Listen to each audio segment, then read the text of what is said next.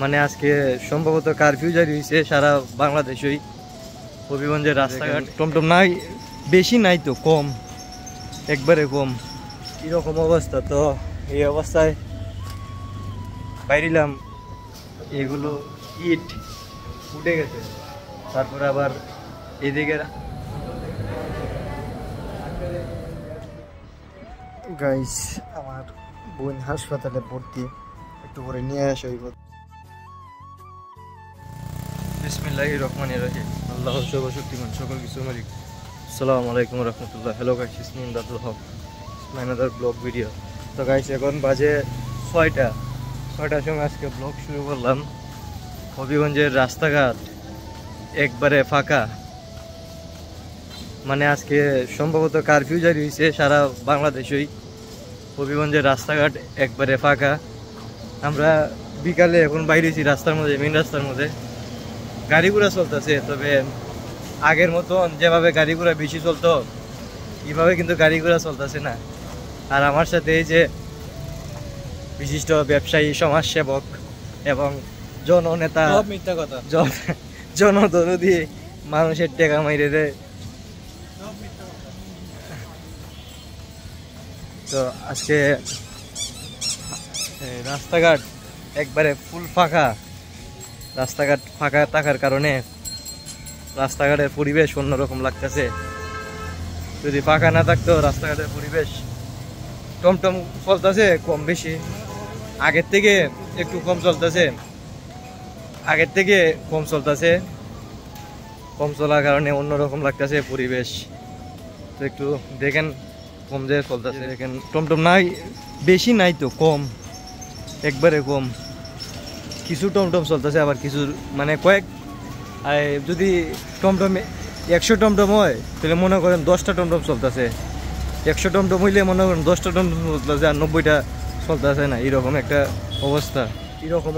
তো এই অবস্থায় বাইরিলাম, একটু দেখা যাক কি করা যায়। এখন হাসপাতালের সামনে আছি, থানার সামনে।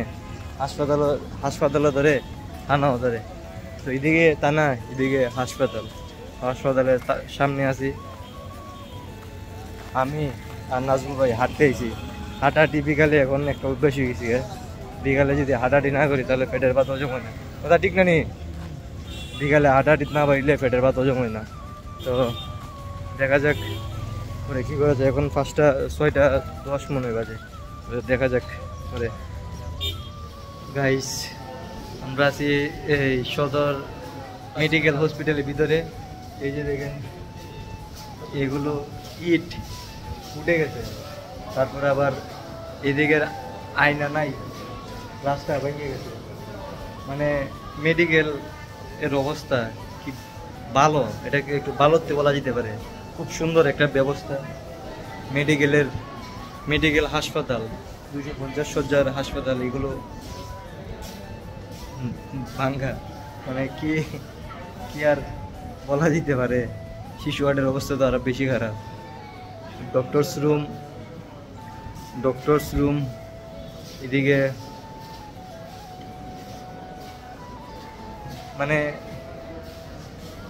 অনেক, অত বেশি উন্নত না হাসপাতাল, বুঝলে কি হবে, উন্নত না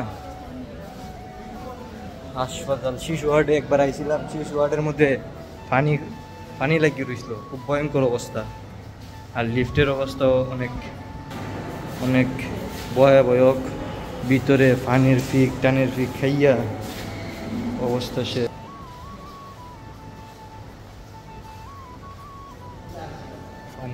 টানের টিক খাইয়া অবস্থা শেষ। তো হাসপাতাল আইছে, আমার ছোট বোন অসুস্থ, একটু এগুলো দেখি একটু ব্লগ করার মন চাইল।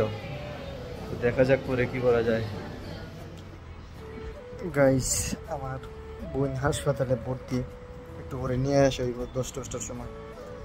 আর আমার অবস্থা এদিকে হাত পা বেদনা করতেছে, পাওতে আঘাত পেয়েছিলাম, এই আঘাতে কোনো ব্যথা করতেছে, আর হাত চিলকাইতেছে হঠাৎ করে।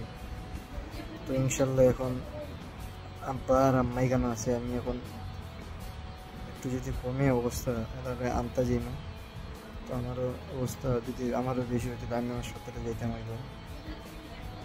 তো সবাই আমার জন্য দোয়া করবেন। আর তো নাড়াইতে পারতেছি না, গরম লাগতেছে, গেঞ্জি খুলে ফেলছি। তো আর খুব ব্যথা করতেছে এখন, খুব প্রচণ্ড। এখন একটু খাইতে যদি শরীর বিশ্রাম নেই, যদি একটু সুস্থতা বোধ করি তাহলে আমার বোনকে আনতে জন্য। তো আমার বোনের অবস্থা প্রথম একটু খুব খারাপ ছিল, এখন আলহামদুলিল্লাহ মোটামুটি সুস্থ আছে, এখন মোটামুটি সুস্থ আছে। তো ইনশাল্লাহ সবাই আজকের ব্লগ কতটুকু জানি না, ইনশাল্লাহ সবাই আমার জন্য দোয়া করবেন। অবশ্যই সবাই আমার ইউটিউব চ্যানেল সাবস্ক্রাইব করবেন, ফেসবুক পেজ ফলো দিয়ে রাখবেন, ইনস্টাগ্রাম আইডি ফলো দিয়ে রাখবেন। আপনাদের ভালোবাসায় একদিন অনেক দূরে এগিয়ে যাবো।